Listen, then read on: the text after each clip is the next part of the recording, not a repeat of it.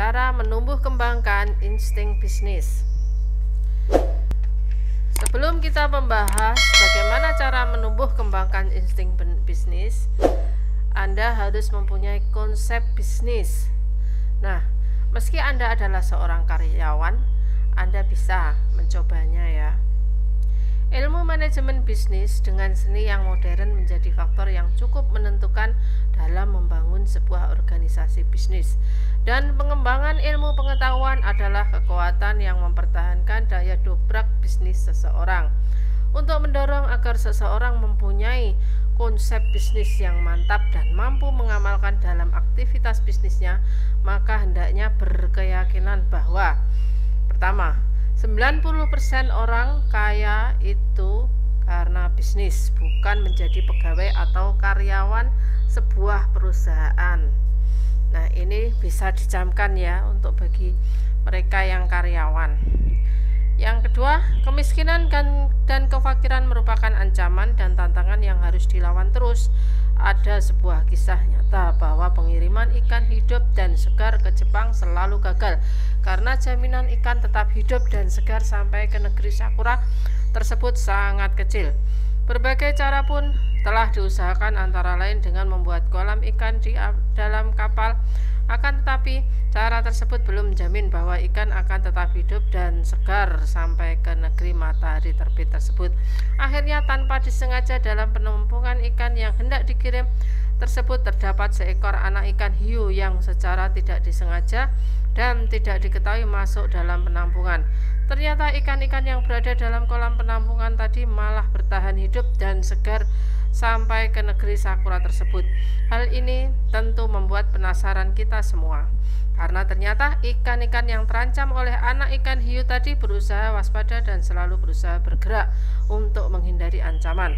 Walaupun ada 1 atau 2 ekor diantaranya yang memang dimakan oleh anak hiu tersebut. Artinya, karena ancaman itulah justru ikan-ikan yang ada dalam kolam penampungan tetap bertahan hidup. Begitu pula dengan manusia. Untuk menjadi bagian dari 90% dari orang kaya karena bisnis, maka jadikanlah kemiskinan dan kefakiran itu sebagai suatu ancaman dan tantangan dalam menjalani hidup, kecuali sudah merasa cukup dan narimo ing pandum, atau menerima dan sudah merasa cukup dari apa yang telah ada. Yang ketiga, berkeyakinanlah bahwa bisnis merupakan perintah terbaik Tuhan dalam mencari nafkah, sehingga dekatkanlah sikap dan tata cara bisnis Anda dengan nilai-nilai spiritual.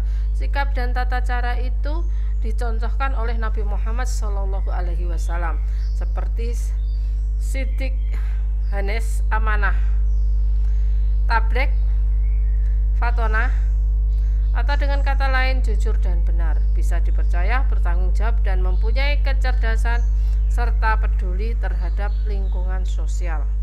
Hal ini dapat mendorong lahirnya konsep untuk memiliki sebuah bisnis bagi seorang karyawan yang akan memulai membangun usaha di luar pekerjaan rutinnya dengan berlandaskan pada ilmu pengetahuan dan nilai-nilai spiritual, tentunya tanpa meninggalkan kegiatan rutinitasnya sebagai seorang karyawan. Bahkan tidak akan korupsi waktu sedikit pun, kecuali meluangkan sebagian waktu di luar jam kerjanya guna memikirkan dan mengembangkan kerangka bisnisnya. Memang hal ini membutuhkan individu yang berjiwa entrepreneur, di samping harus ulet, mau bekerja keras dengan cerdas dan selalu menambah pengetahuan dan pengalamannya, baik dengan membaca buku atau dengan belajar dan dari pengusaha-pengusaha sukses di sekeliling kita. Belajar terus tiada henti dan tidak mengenal putus asa. Selain itu juga ada pengetahuan yang memadai tentang pangsa pasar yang semakin besar dengan tuntutan pelayanan yang semakin tinggi dan adanya para pesaing yang terus saling berkompetensi. Dalam era informasi dan teknologi seperti saat ini, sumber daya alam bukan lagi satu-satunya sumber daya bagi dunia bisnis, tetapi sumber daya manusia yang mumpuni memiliki inovasi dan kreativitas dengan berlandaskan konsep manajemen yang kuat adalah sumber daya yang harus dimiliki oleh orang-orang yang menghendaki kesuksesan dalam bisnis, apalagi bagi mereka yang hanya menjadikan bisnis sebagai sambilan. Setelah kita memiliki konsep-konsep bisnis tersebut, yang perlu kita perhatikan selanjutnya adalah bagaimana membuat Anda peka dan memiliki insting bisnis yang tinggi. Sebagian besar orang lebih bilang bahwa kemampuan seorang membaca adanya peluang sebuah bisnis adalah insting, sehingga setiap orang kemampuannya berbeda-beda dalam membaca sebuah peluang bisnis. Namun demikian, insting dapat ditumbuh kembangkan dalam diri Anda, karena insting itu dapat dilatih dan dibina. Anda pasti menyadari bahwa mengemudi itu membutuhkan insting yang tinggi. Apakah bodi kendaraan kita akan cukup untuk menikung di persimpangan jalan yang sempit? Itu semua tergantung pada insting seorang pengemudi. Karena terkadang kita sudah tidak bisa lagi melihat bagian luar bawah bodi mobil dengan benda-benda yang berada di kanan kiri jalan. Tetapi sang pengemudi yang sudah memiliki insting yang tinggi tersebut dengan lihai atau santai membawa mobilnya melaju. Padahal kita semua tahu bahwa sang pengemudi dahulunya tidak bisa mengemudi dan belum punya insting dalam mengemudikan mobilnya. Saat ini ia menjadi cekatan terampil karena sudah biasa dan sudah menguasai ilmunya. Bagaimana ia harus menginjak rem, kopling, dan gas serta mengatur perpindahan gigi pada kecepatan tertentu dengan tetap menjaga kenyamanan para penumpangnya. Begitu juga insting dalam berbisnis itu dapat dilatih dan dibina.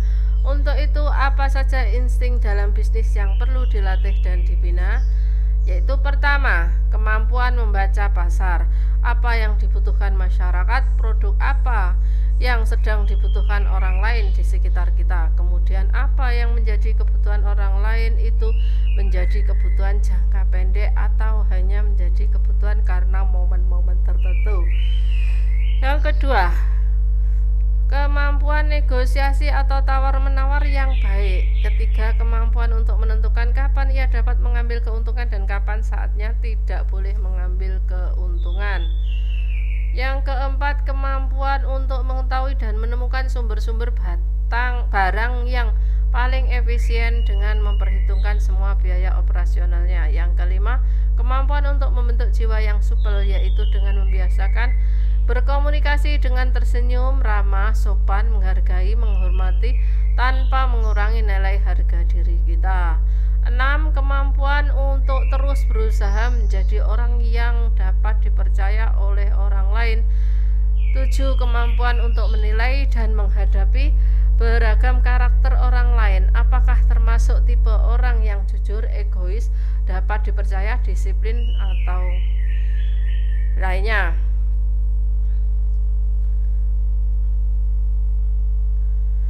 9. Kemampuan untuk membuat administrasi yang baik, khususnya dalam dunia bisnis, transaksi jual beli, laporan keuangan, dan lain-lain. 10. Kemampuan untuk melihat risiko terhadap barang-barang yang dapat diperjualbelikan. 11. Kemampuan untuk menumbuh kembangkan kreativitas dan inovasi dalam berbisnis, baik dalam pengelolaan usaha maupun dalam hal pelayanan. 12. Kemampuan dalam mengatur uang, khususnya agar tidak lebih besar pasak daripada tiang, dan cermatlah dalam berhitung sehingga tidak mudah menganggap enteng soal uang walaupun akan digunakan sebagai modal bisnis.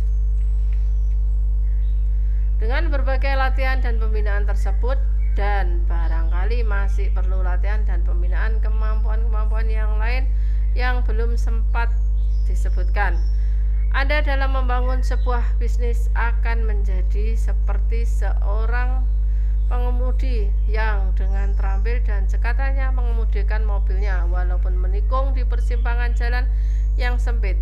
Dengan perhitungan kecepatan yang sesuai dapat Anda lakukan dengan baik. Artinya, seandainya terjadi krisis moneter sekalipun, Anda akan mempunyai kemampuan dengan kreativitas dan inovasi yang Anda miliki dapat mengemudikan bisnis Anda dengan baik.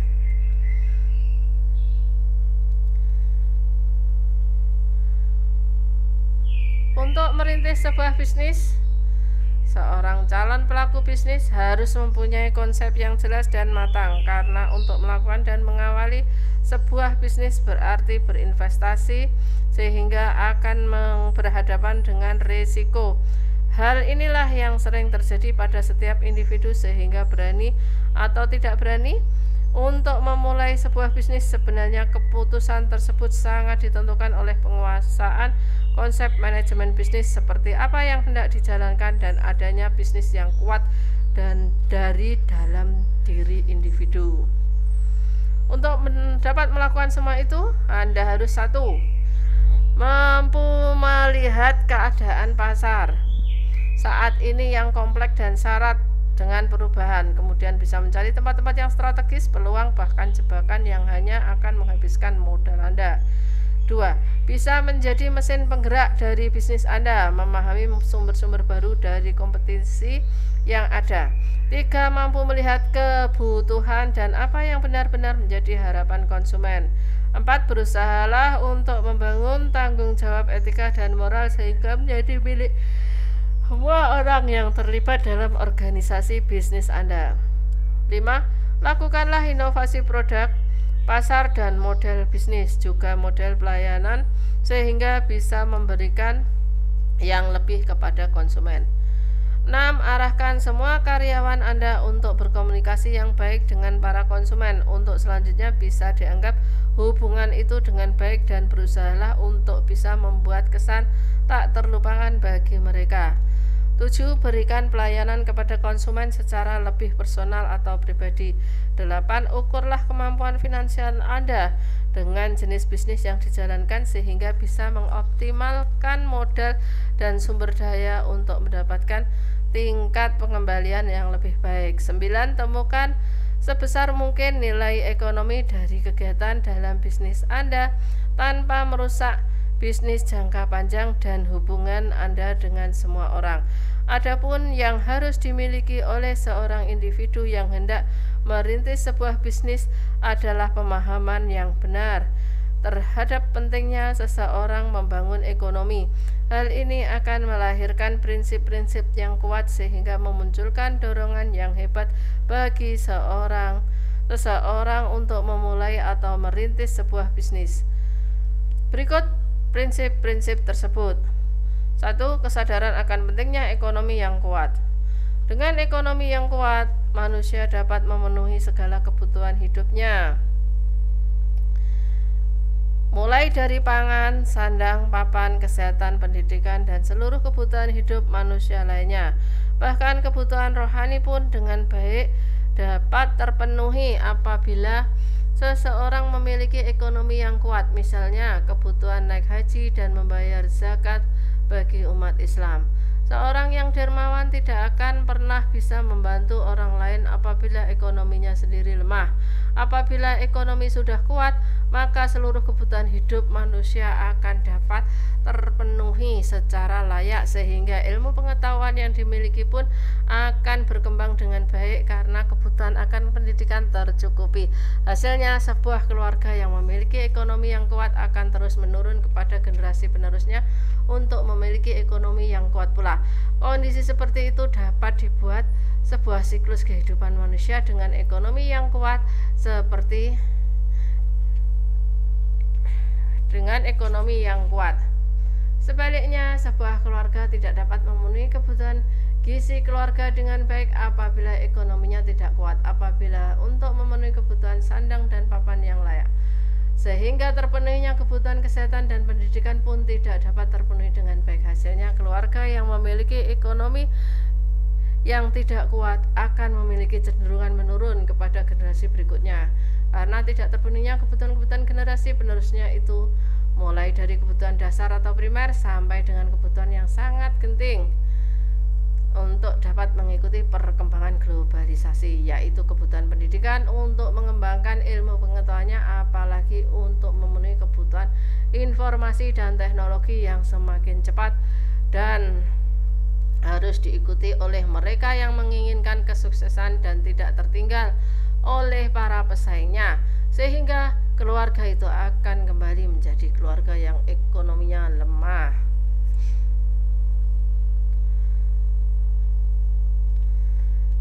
Kedua siklus tersebut memang tidak mutlak, tetapi kecenderungan siklus seperti itu akan sangat mungkin menjadi penyimpangan terhadap siklus itu. Memang bisa terjadi, tetapi hal tersebut disebabkan karena adanya beberapa hal yang biasanya di luar kemampuan kita.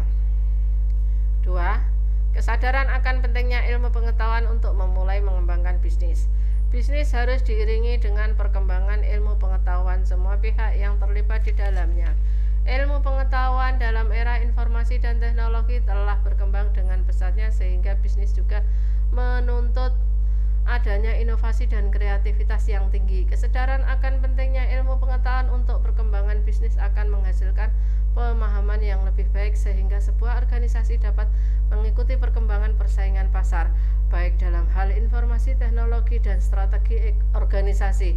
Ilmu pengetahuan dalam bisnis itu dapat diperoleh antara lain dengan: pertama, memperbanyak membaca buku terutama yang berkaitan dengan dunia bisnis dan ekonomi. Yang kedua, mengikuti pelatihan atau kursus-kursus yang sering ditawarkan di berbagai media. Yang ketiga, bertanyalah kepada orang-orang yang sudah pernah punya pengalaman bisnis, terutama kepada mereka yang telah sukses. Yang keempat, praktikkan dan galilah terus pengalaman langsung di lapangan. Pemahaman yang benar dan kuat terhadap ilmu sebuah bisnis yang hendak Anda jalankan adalah kunci awal keberhasilan. Sebagai contoh, ada seseorang yang telah bekerja sebagai karyawan di sebuah perusahaan besar di ibu kota dan mempunyai banyak relasi. Ia sangat supel dalam pergaulan dan amanah, dapat dipercaya. Kejujurannya pun tidak perlu diragukan lagi. Ditambah lagi, ia merupakan tipe orang yang mau bekerja keras walaupun telah menjadi karyawan di sebuah perusahaan besar. Waktu luangnya memang tinggal sedikit, tetapi masih sanggup melakukan aktivitas bisnis sepanjang tidak mengikat waktu dan tidak mengganggu jam kerjanya. Tipe orang semacam ini bagi saya merupakan aset yang sangat potensial apabila para pemilik modal dapat memanfaatkannya, karena ini merupakan potensi sekaligus juga peluang. Hal ini tidaklah disia-siakan. Sejak tahun itu memberikan kepercayaan untuk memutar sedikit modal daripada hanya disimpan di bawah bantal.